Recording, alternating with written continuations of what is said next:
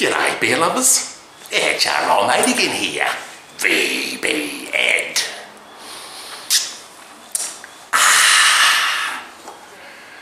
Near a town in Australia called Glen Innes, which is in northern New South Wales, there's a YouTuber and his channel name is WarblesOnALot. His name is Chris and he's a fucking Greenie Loud Mouth Extremist. Yeah, that's what he is. He's VB Ed and he lives in Perth, making super videos for all his worth. His channel is great, he's a good mate with Beryl of Feral, so don't hesitate. G'day YouTube, WarblesOnALot here.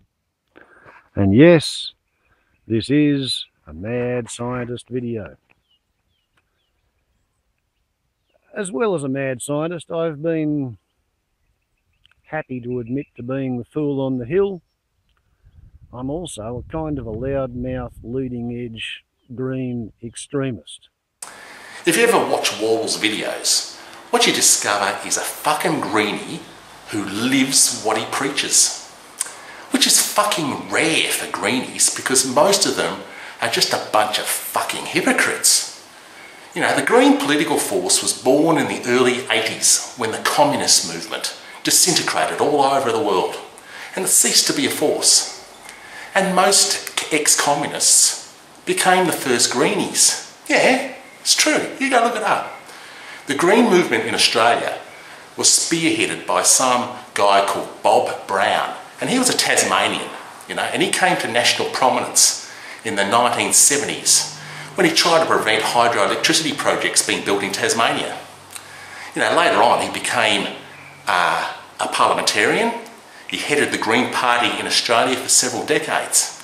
And when he became a politician, he pushed and promoted clean, renewable energy, which was the same energy that he vehemently opposed in the 1970s. You know, this represents hypocrisy of the highest order. Now, I don't personally hate greenies. I just hate their fucking politics. You know, even though Warbles and I are on opposite sides of the political spectrum, we're mates, okay? I urge all of you guys to go and visit his channel and say hi. He's a really interesting guy. You know, there's a link to his channel in the beer box below, okay? Now, Warbles is a guy who has turned his back on a comfortable life living in a city and he chooses to live in a fucking house made of sticks in the bush. You know, there's no electricity, no flushing toilet. This, sewn together with tie wire out of sawmill offcuts. The first structure that I ever designed and built after putting together the original Victor Traco lawn locker, which actually lies at the core of my palatial mansion. One has to have a place to crap. He shares his life living alone with a huge colony of kangaroos. And his whole YouTube experience is done from a fucking mobile phone, yeah, which he charges up using solar panels. He even has solar panels on his car, which he reckons saves him 266 litres of fuel a year. And you'll see from his videos that he's a very keen inventor and he's very knowledgeable. A fucking smart ass, to be precise.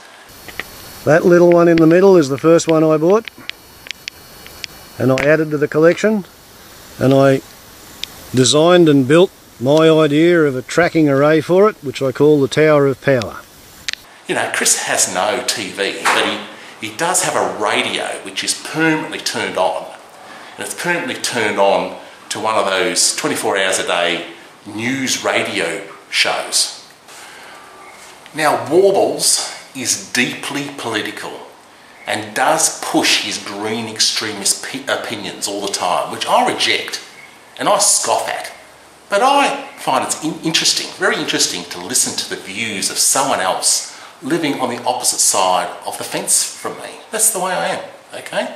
Now, Warbles is one of those that believes and pushes this myth that mankind is changing the world's climate with his CO2 emissions, which only accounts for 2.5% of the total worldwide emissions. You know, the remaining 97.5% of CO2 emissions is emitted by fucking nature. You know, at the end of the day, CO2 is nothing more than fucking plant fertiliser. Plants cannot grow without CO2 in the air. That's a reality. Now, if mankind is serious about protecting the earth, the best way is to reduce the fucking population, is it not?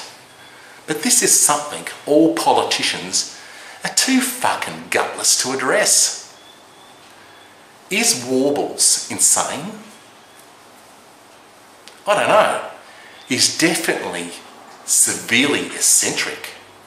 You know, for someone that chooses to live with spiders so that their webs capture fucking mosquitoes, you know, in his little stick shack, the word eccentric is the only word which is appropriate. You know, there's no way I would trade a comfortable life living in the city with everything I want, making my life comfortable, with a life fucking living in the bush with flies and snakes and lizards.